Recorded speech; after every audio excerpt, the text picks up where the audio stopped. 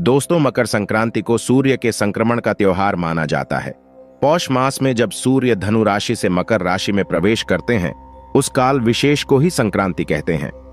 हिंदू धर्म में सूर्य देव को प्रत्यक्ष देव कहा गया है, जो प्रतिदिन साक्षात दर्शन देकर सारे जगत में ऊर्जा का संचार करते हैं। ज्योतिष में सूर्य को नव ग्रहों का स्वामी कहा जाता है। मान्यता है कि सूर्य अपनी नियमित गति से राशि परिवर्तन करता है। सूर्य के इसी राशि परिवर्तन को संक्रांति कहा जाता है। इस तरह साल में 12 संक्रांति तिथियां पड़ती हैं, जिनमें से मकर संक्रांति सबसे महत्वपूर्ण है।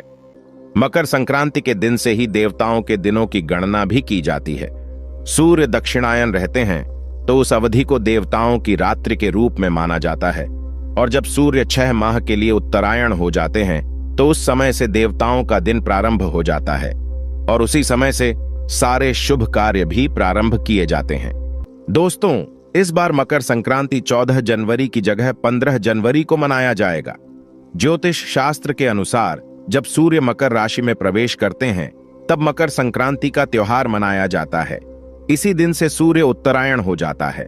शास्त्रों में उत्तरायण की अवधि को देवताओं का दिन तथा दक्षिणायन को देवताओं की रात कहा गया है। ज्योतिष के अनुसार इस बार मकर संक्रांति के दिन रवि योग का निर्माण हो रहा है।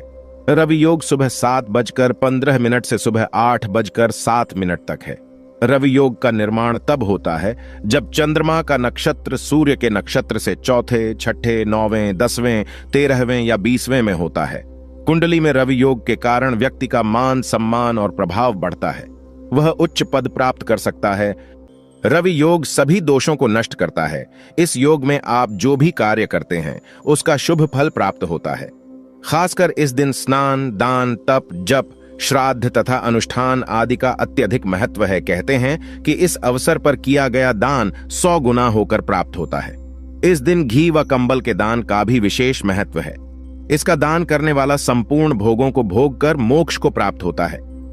दोस्तों, मकर संक्रांति के दिन कुछ खास सरल उपायों को करके आप अपना भाग्य प्रबल कर सकते हैं। सूर्य भगवान को प्रसन्न करके समस्त पापों का नाश कर सकते हैं।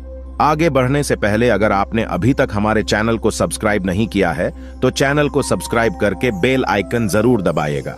सच्चे हृदय से कमेंट बॉक्स में लिखना ना भूलें। जय सूर्यदेव। जय मां लक्ष्मी। आपके इस वीडियो को जो भी लाइक और चैनल को सब्सक्राइब करें, उसके जीवन में कभी भी धन की कमी ना होने देना। उन वृक्षों को छू करके चले आते हैं जिसके बारे में वास्तुशास्त्र में लिखा हुआ है, तो यकीन मानिए दोस्तों, सिर्फ एक दिन के ही उपाय से आपको साक्षात माता लक्ष्मी जी का वह वरदान और वह आशीर्वाद मिल सकता है, जिसके बाद न केवल आप धनवान बन जाएंगे, बल्कि फिर आपके जीवन में आपको धन संबंधित किसी भी प्रकार की परेशानी का सामना नहीं करना पड़ेगा।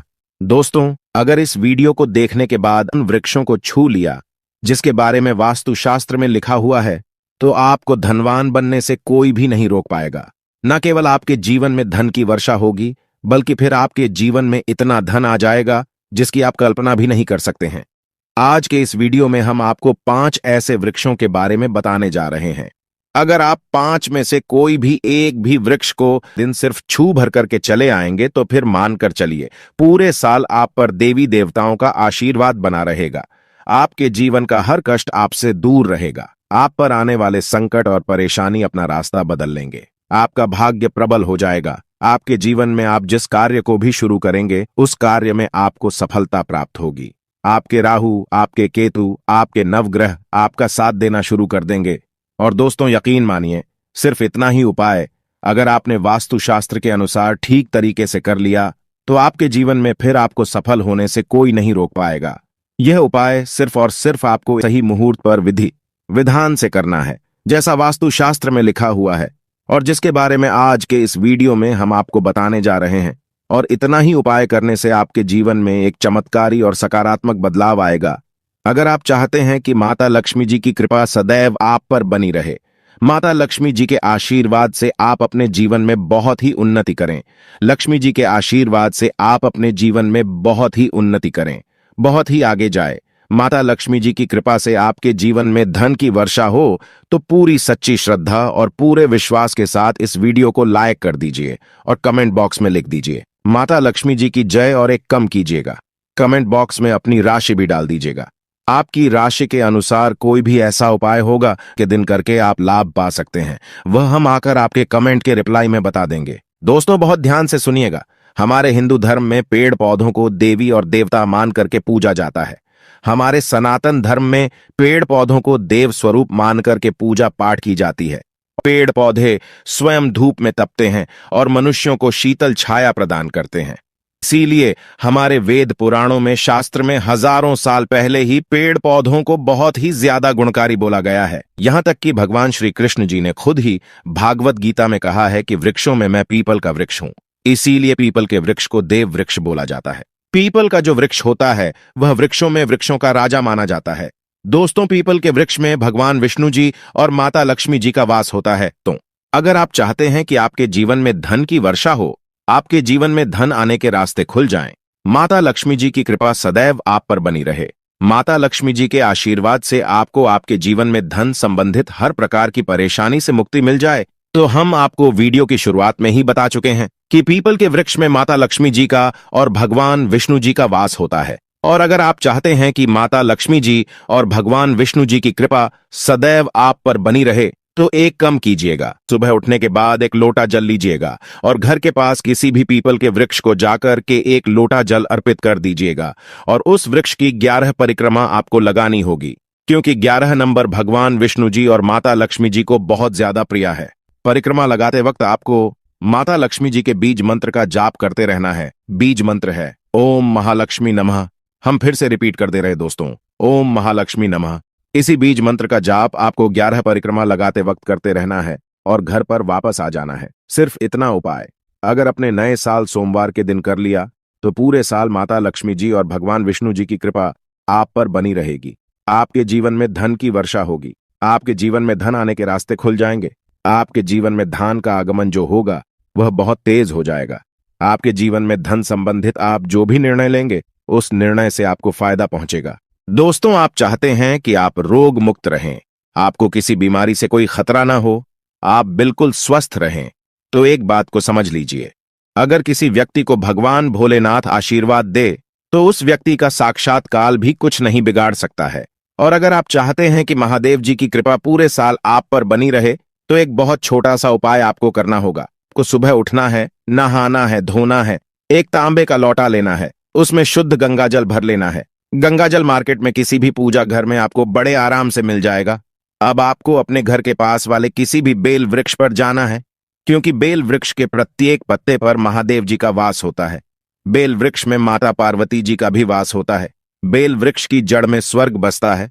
तो सिर्फ आपको किसी भी बेल वृक्ष के पास 1 जनवरी को जाना है और एक लोटा जल बेल वृक्ष को अर्पित करने के बाद भगवान शिव के बीज मंत्र का जप 108 बार करना है, क्योंकि भगवान शिव जी को 108 की संख्या बहुत प्रिय है। बीज मंत्र है श्री शिवाय नमस्तुभ्यम। हम फिर से रिपीट कर दे रहे हैं दोस्तों, श्री शिवाय नमस्तुभ्यम। सिर्फ इतना उपाय कर लिया तो पूरे साल भगवान भोलेनाथ की कृपा आप पर बनी रहेगी और आप रोग मुक्त रहेंगे, बिल्कुल स्वस्थ रहेंगे और कई प्रकार की बीमारियों से बचे रहेंगे। तो इस उपाय को करना मत भूलिएगा।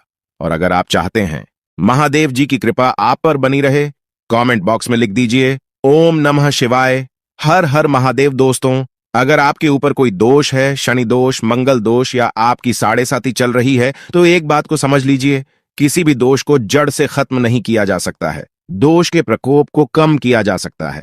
और अगर आप चाहते हैं कि पूरे साल आपके ऊपर कोई दोष न लगे, अगर आप चाहते हैं कि जो भी आपका दोष चल रहा है उसका प्रभाव लगभग ना के बराबर हो जाए, पूरे साल उस दोष की वजह से आपका दुर्भाग्य आपके पीछे न आए या आपको किसी भी प्रकार की परेशानी का सामना न करना पड़े, तो सिर्फ एक काम कीजिएगा। आपको जाना है और किसी भी कड़ी पत्ते के वृक्ष को छू करके घर वापस आ जाना है।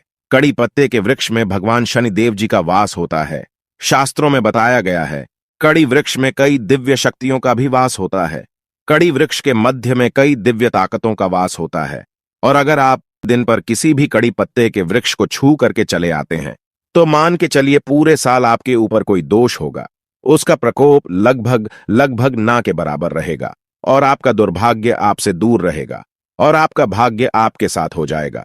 क्योंकि भगवान शनिदेव अगर किसी व्यक्ति को आशीर्वाद दे दें तो उस व्यक्ति के नवग्रह उसका साथ देना शुरू कर देते हैं।